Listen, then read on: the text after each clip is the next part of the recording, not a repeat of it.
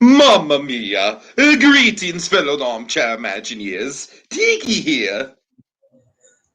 And Dash Hammer. Woohoo! And we are here to talk about Super Nintendo World. Oh God, I'm not doing that right. Apologies to Charles Martinet. You are a golden god of a man, sir, and I am nothing compared to you in voice acting. Anyways, oh boy, Super Nintendo World. Dash, how you doing this fine evening? I'm very excited to talk about this. I am doing fine, and yeah, I'm definitely excited to talk about it as well. As somebody who has imagined that you could easily do an entire park devoted to Nintendo, Oh, easily, this it's is my an dream exciting project. day. Yeah, Dash, the Nintendo theme park is my dream project, man. It's something I've been working on as a kid. Right now it's gotten a little convoluted. It's kind of a cross pollination of a lot of different studios. I've got some GTA in there. I've got a Grand Theft Auto test track, which I honestly think is conceptually one of my best attractions. But yeah, it's weird. It's a weird park that'll never exist, but it's my dream park. Anyways, so, folks, what we're going to do with Super Nintendo World is we're going to build up to it. We're going to essentially go through the non spoiler stuff first, which means we're going to talk about all the stuff from the direct very briefly, just to kind of get everyone up to speed on our thoughts on it. Just because we haven't had a podcast on Super Nintendo World at all on this channel, so we'll just get everyone up to speed on our thoughts on everything we saw on the direct. And then we'll get into the more spoilery stuff. We'll talk some Yoshi. We'll talk some Mario Kart. If you want Mario Kart spoilers, you've come to the right place. But rest assured, you can watch most of this video without any sort of spoilers. We will warn you when we get into spoilers for Yoshi and spoilers for Mario Kart. But rest assured, this is assuming you've seen the direct. And if you haven't seen the direct, then I don't know what to tell you because you're going to be spoiled for pretty much everything. All right, so Dash, I just want to know your initial thoughts on Super Nintendo World, and while you're doing that, I'm going to go grab my Mario shirt. All right. Well, for me, my initial reaction is that I'm liking what I see. Before even getting into any discussion of the attractions themselves, I dig the sheer visual energy to this space. And not just all of like the really neat kinetic bits they have, like moving Koopas and coins all over the land, but it's the fact that you also get all of these little mini challenges scattered throughout that give a lot more for a guest to be able to do at the park. So it's not just going on the ride. You have all of these nooks and crannies that you can explore and be rewarded for your exploration. Yeah, okay, give me 1 second to plug my headphones back in, but yeah, I agree. So one of the big things for me about this land that I really appreciate is the fact that, like you said, we've got so much kinetic energy. Basically, my takeaway thing for what we've been seeing, and this is especially true seeing it from the perspective of the Yoshi ride, and this quote is pretty much my critic quote, put it on the box, This is kind of blurring the lines, just visually speaking, between a full-blown animatronic and something that's just a piece of the set.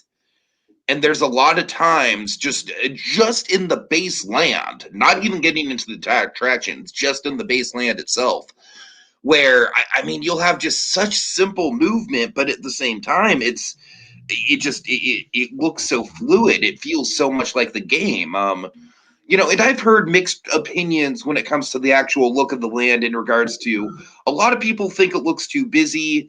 A lot of people think it looks too bright. Well, I can tell you, folks, as someone who spent a significant amount of time in Galaxy's Edge, I think we could use some color in the theme park world right now. Galaxy's Edge is significantly devoid of color, and I don't like it. I don't like it. Yeah, and I mean, also, this is Super Mario Brothers. There has been such color and energy throughout the whole franchise of games that you would lose something if you didn't try to capture that energy. Sure. Dash, I guess I should ask, what is your history with the Super Mario Brothers franchise? What was the first one you played? What's your favorite game? What's your least favorite game? Let's have a quick discussion about that. Ooh, I have been a longtime fan of the franchise. Yeah, I have had a bunch of Nintendo consoles over the years. Probably my earliest Mario memories would probably be like Super Mario, either Super Mario World or Super Mario All Stars on the Hmm. Super Nintendo. So you were a Super Nintendo kid? But I entered into video gaming with more around like that era. Okay, so that's interesting because I was also a Super Nintendo kid. And Dash, can we just gush for a minute about how amazing Super Mario World is? Oh yeah, like Super Mario World is really good. I will say that for me personally, my I have heard so many people argue over Super Mario Brothers 3 or Super Mario World as best Mario. Personally, I'm in the Mario 3 camp I'm in the myself. Mario World camp. Yeah, uh, Mario World has a lot of like really cool advancements, but Mario 3 to me was a really good refinement of the NES era of Mario games. Like with this sheer variety of the different worlds, the power ups that are available, the shortcuts, there's a lot of sort of really neat elements introduced, but also refined with that game. yeah, I hear you. I hear you.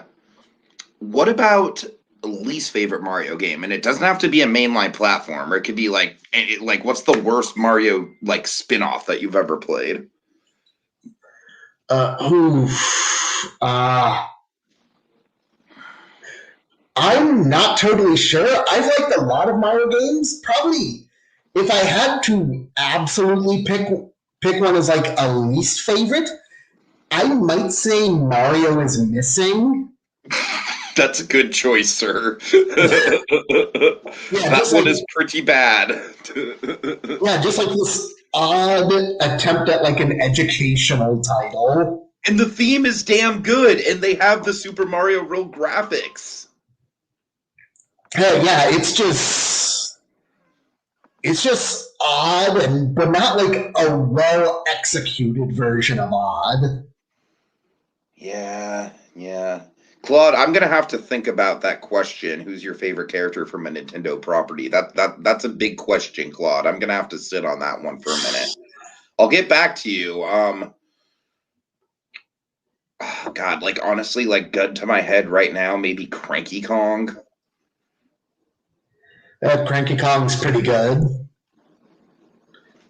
I don't know. I like Donkey Kong Country is my favorite video game franchise of all time, so I got to go with something from there. What do you think, Dash? Favorite character from a Nintendo property? That is super difficult because It's super difficult. Nintendo has so many great characters, and not just like the well-known folks like Mario or Kirby, but even like folks like Porky Minch from Earthbound. I'm pretty partial to Professor Oak myself. Uh, I suppose if I just had to make a gut reaction and name somebody, I honestly might say Luigi. Hmm, that's a solid choice. Yeah, I really like, especially with what they've been doing with Luigi in like the RPGs and the Luigi's Mansion games. They've really developed a nice sense of personality for him to step out from his brother's shadow. Like especially the whole idea of like how he is definitely like a bit more cowardly, a bit more scared, but he's willing to stand up and help even just in like in Super Mario 3D World, there's a small moment when like the pipe to the Sprixie Kingdom has opened up, and pretty much Princess Peach, Mario, Toad, they rush right in. Luigi has to take a moment to like freeze and then just like sort of give his face like two slaps to steady his nerves and then jump into the pipe. All right, well, we need to get into Super Nintendo World because we Oh, only have yeah. a limited amount of time. We only have about a half hour left to talk here. Let's start with the direct. I loved that direct. That was one of the best Nintendo moments of 2020 by a mile. My favorite part of it was just seeing Miyamoto. Man, Miyamoto. I mean, honestly, I get emotional just thinking about it. It's like his dream coming true. It's just like he's got so much passion in that video for what he's created, and god damn if that's not something to strive for, is for your own creative vision to be represented in such a vivid setting in that way. It's, oh man, it super super inspirational moment for me. I just love how Miyamoto is still to this day just so young at heart and still so excited about what he created. Oh yeah, like that joy absolutely came through in the direct. Even just stuff like walking through the warp pipe, talking about how they tried to think about how to replicate that experience, but they decided to just like sometimes simple is best, Mm-hmm. and just this simple like tunnel that brings us into Peach's castle with the music from Super Mario 64 playing, and the portrait and the painting of the bomb battlefield on the wall. Oh my god. Dash, what was your first reaction to Super Mario 64? Oh yeah, I remember being gobsmacked when I I first first played played this. it in a Target, on a demo at Target, and I believe all you could do was literally just go through the opening area, like not even go into the castle, just literally just jump around the moat, swim in the moat, jump on the trees. That's about it. And Dash, it blew my mind. It blew my mind. I was just like, what? This is a thing? This is like a living cartoon. What is this? How is this possible? Yeah, and honestly, the craziest thing looking back now is that so many game companies were basically tripping over and falling on their faces when making that transition to 3D. But like Nintendo just got it on the first run with Super Mario 64. Although I gotta say, I'm a bigger fan of Crash 2. Ah, interesting. I mean, to be fair, Crash I'm not gonna say Crash 1 is a better game than Super Mario 64. I am a fanboy of Crash 2 though. I'm a major fanboy of Crash 2. I think that's just a perfect platformer. I can see that. It's definitely fun and definitely has its sort of own unique personality to it. All right. Um, Anyways, so oh, I yeah. so I agree with the tunnel transition. That's just great. Let's talk about the kinetic energy, man. Just as you go into the land itself, it's not the biggest land in the world. Like, it's not physically as large as Galaxy's Edge or probably even Cars Land, I don't think. But just the scale of it, just how they have it's kind of crazy to me how they have basically every Mario biome that you can think of just represented in this huge just hub. And like I said, just the amount of kinetic elements to it, the coins, the Shy Guys, the hidden Pikmin, apparently, the Yoshis going across, the piranha plants, the bullet bills, the coin blocks. It's Yeah. I'm Oh geeking out yeah. about it. It's so cool. Oh yeah. The coin box. Yeah, the coin box. That is definitely awesome to see. And okay, it wasn't something in the direct, but in like some of the videos that have come out, there's note block spaces where when you hit the right blocks in the correct order, it starts up like a different tune based on it. Oh my god, that's so let's talk about that. Let's talk about the interactive elements. You know that Futurama meme the here, take my money. No, oh, absolutely. Like Nintendo There's and no way. There's no way I'm going into this land without that damn power up thing. oh yeah, pretty much. I mean, to Especially, me, it's way, way more compelling than the Potter wands. I've never once had the Potter wands are cool, but I kind of view them in the same way that I view something like Sorcerers of the Magic Kingdom, where like if I happen to walk by it, I'll kind of check it out, like, oh, that's neat. Look at that. That's neat. But it's no, nothing beyond that. It's nothing that I need to spend a whole bunch of money on to do. no. Um, Oh this, yeah, on like the other hand, yeah, no, the power up bands. It's not only the fact that you can like collect coins and such, but it's the fact that you use those to play in mini game challenges throughout the land to collect keys that allow you to unlock a boss battle with Bowser Jr. that's ridiculous. That's Like ridiculous. you get a whole adventure just walking around to these different areas around the What if land. Bowser Jr. is like an actual animatronic that you only get to see if you complete all this stuff? Actually, I did check out a video of it, and it's instead of like an animatronic, it's an Spoilers. interactive. Spoilers. Spoilers. Oh, sorry. What's the spoiler? I'm just warning people. Oh yeah, but anyway, I'm seeing how the boss battle looks, and it looks really fun. Cool, cool.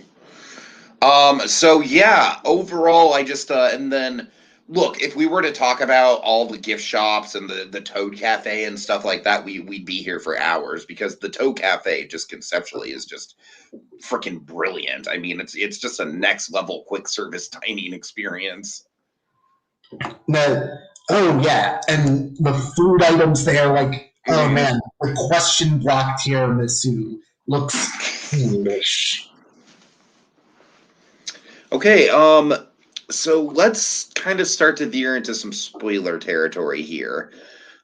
This is where I would say if y'all don't want to check out ride footage, I would peace out. Actually, before we do that, let's give our first impressions on Yoshi and Mario Kart before we go into any sort of spoilers with them. So let's kind of start with Mario Kart just to kind of get a non-spoiler discussion out of the way. Just kind of give our thesis statement on it because believe me, there's a lot we can talk about, and then we'll move into Yoshi. So Mario Kart, like we've been having this discussion on WDW Magic all day, and I think the consensus that we've come down to is the fact that it's got to be something where like there's no way you can replicate it in person, right? It's like it's one of those Flight of Passage style attractions, I would imagine, where you really have to be there. So I am going to wait to reserve judgment until I hear reviews from folks in the YouTube theme park community who I you know follow and respect their judgment and agree with their judgment to go do. And the only reason I say that is because I just like following people where I have a history of knowing their opinions. And so I have like a really ironclad base knowledge of where their opinions lie next to mine. So I like that better than just looking up some random Joe Schmo's reaction to it. But anyways, with Mario Kart, all I'll say there, the ride itself, like I said, there's more physical elements in it than I thought there would be. But at the same point, it's weird watching it without the ARG. But when you're watching it with the ARG, just on a video, it looks like a mess. It looks like shit's just flying. I can't comprehend anything. But obviously, it's probably not supposed to be that. You're not supposed to get like a crystal clear HD. Here's exactly what the ride looks like. And frankly, I just think it looks more interesting to see what the ride is like without all the ARG stuff. Because, yeah, this is one of the big talking points with Mario Kart. Let's start on. Oh, I'm sorry, spoilers. Let's put a pin in that. But what are your non-spoiler thoughts about Mario Kart? It looks interesting. I definitely have to agree that this is probably going to be something that comes down to physically experiencing the ride. Hmm. Just because it definitely would be checking it out without the AR elements, it definitely looks a bit odd, like it is missing something. But when you put in the AR elements, it does look a bit cluttered in ride videos, but maybe when you're in the heat of the moment of the ride, it just might fully come together as an experience. Yeah, and obviously, I think the actual image of the AR elements are gonna look much clearer when they're in your eyeballs as opposed to a camera lens.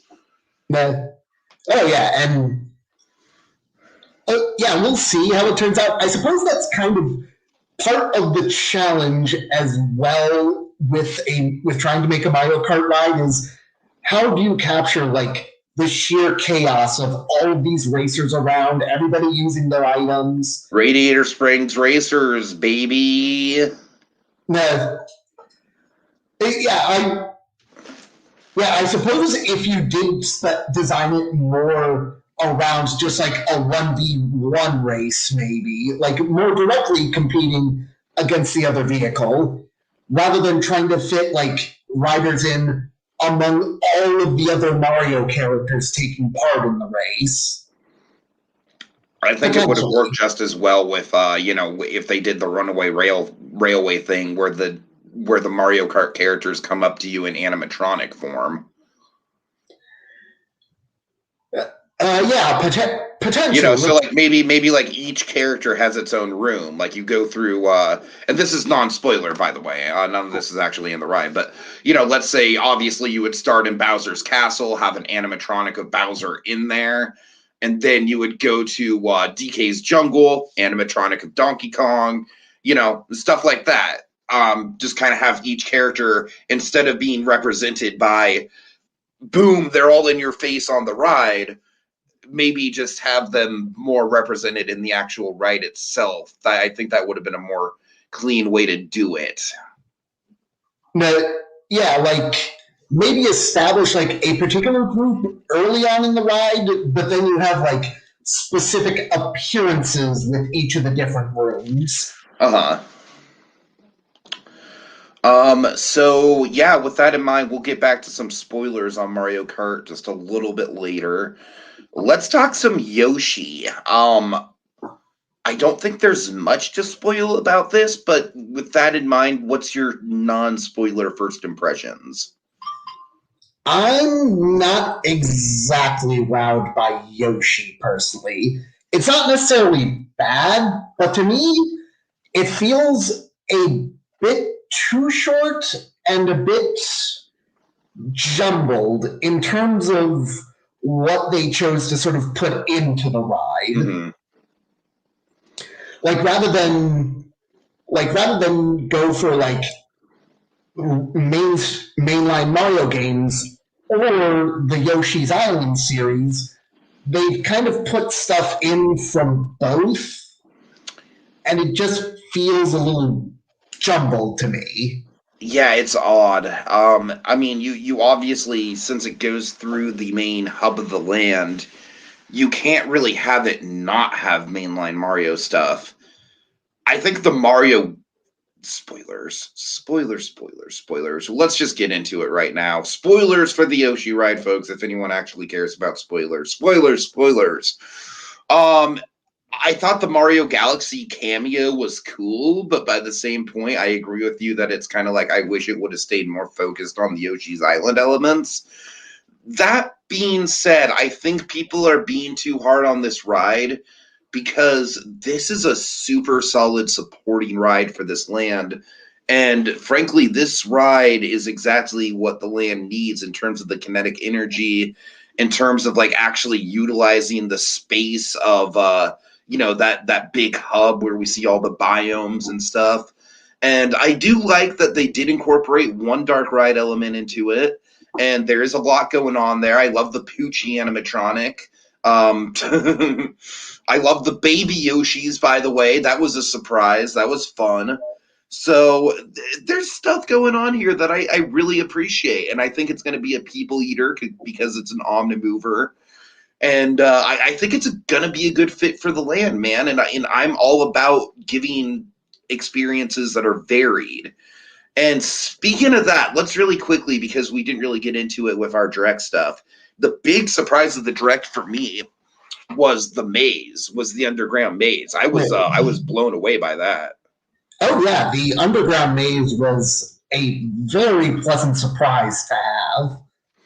And it just very very definitively, I think, rounds up the attraction number from 2 to 3, which is just wonderful.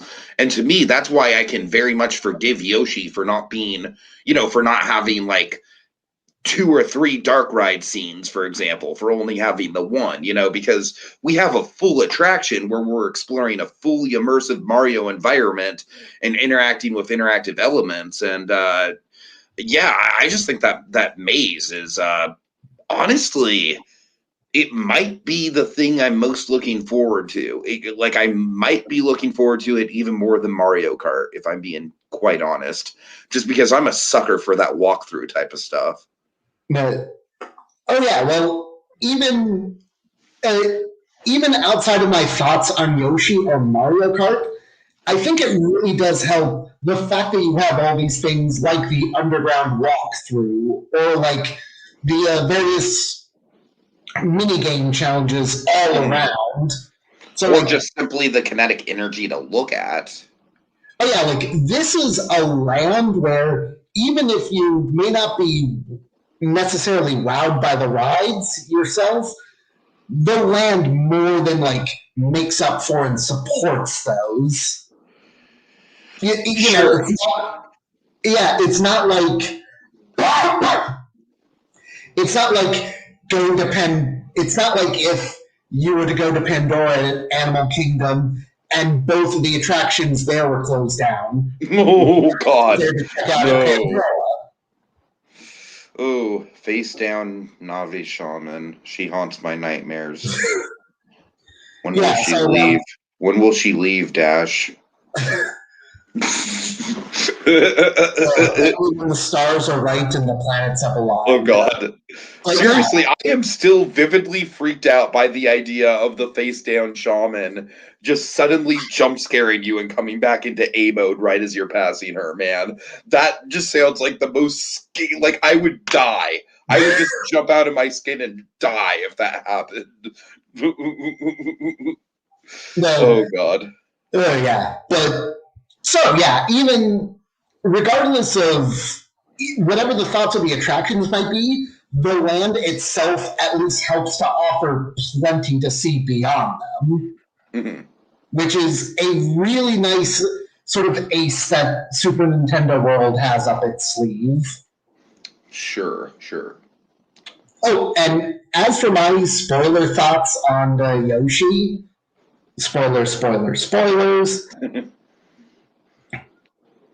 As I said, I really would have preferred if they like committed to one element or the other. I'd read that apparently the plot for the ride involves going off to help Captain Toad on an adventure, and like maybe it could have been nice if we had like as neat as it was to see like Baby Mario. Imagine if we could have at least had like maybe a little bit more of a story to Captain Toad, like maybe a few scenes following him on like his adventure. You Oh, know, you know I'm a Captain Toad fan.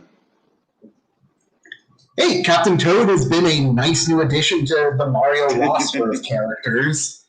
But yeah, no, just if we could have maybe had like a bit more of a story there and like Yeah, something like yeah. that. All right.